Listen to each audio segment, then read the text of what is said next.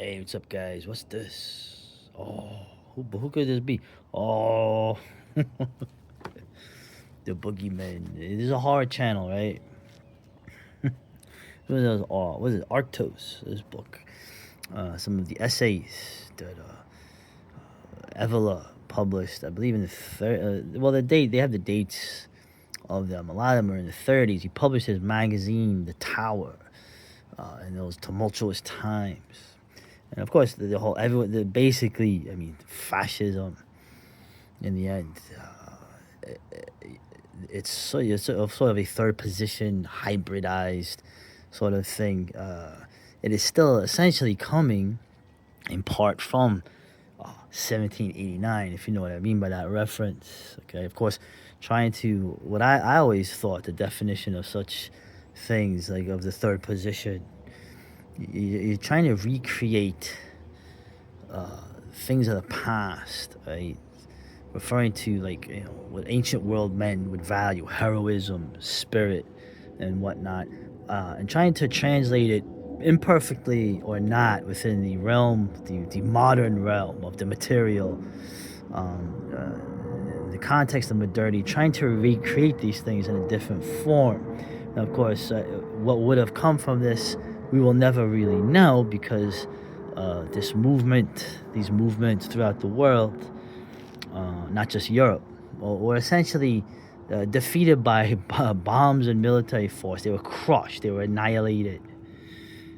But I want to cover some essays. A very interesting thing. Oh, no matter what you think of Evola, okay, or whatever you think of his opinions.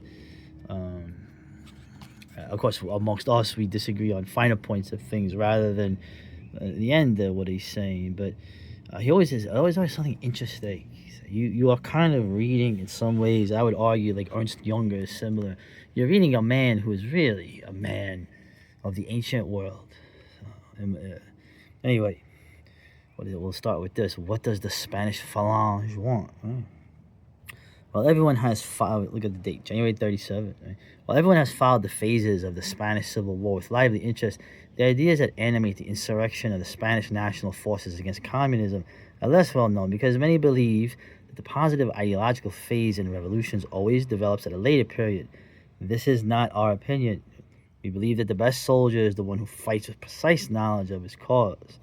And even if the ideas are apprehended or intuitive confusedly, rather than clearly formulated, ideas are the primary reality in every really important historical upheaval.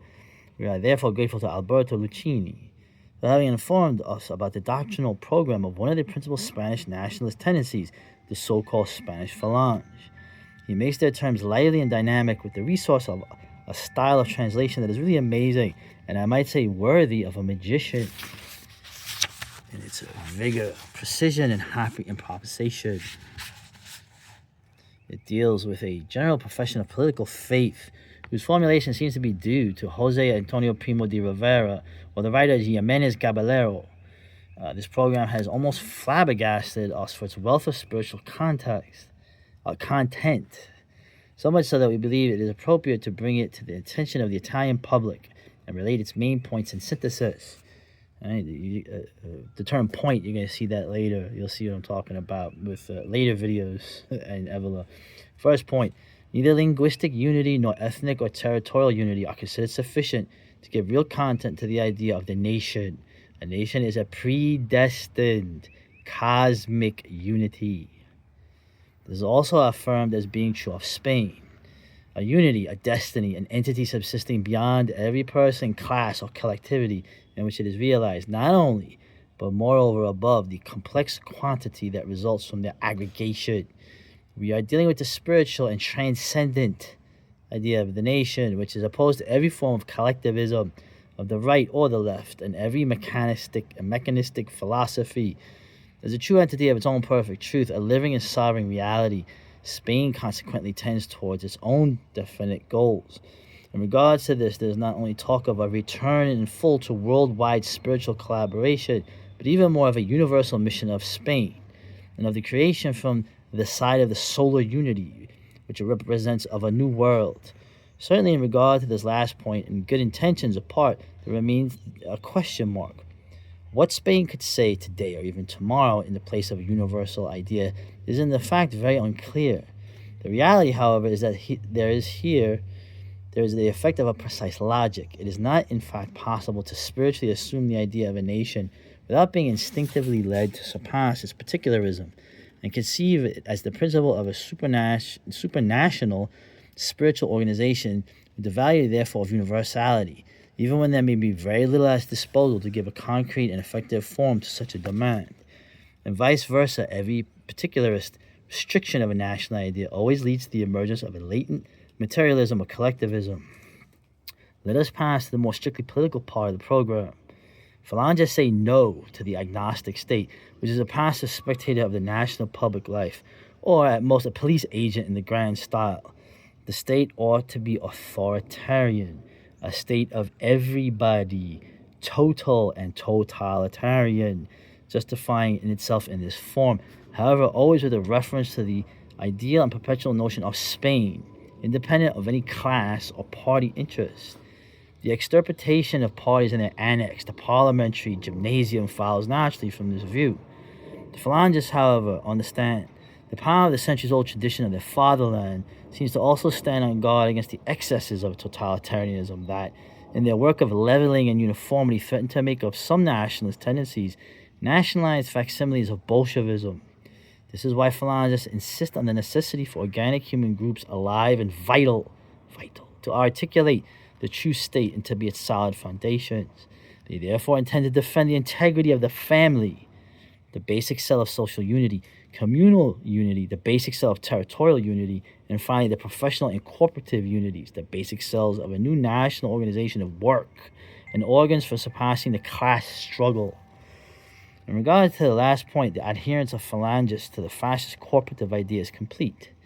The union and corporative categories, up until now, unable to participate in the national public life, will have to rise into immediate organs of the state once the artificial barriers of parliament and the political parties are beaten down.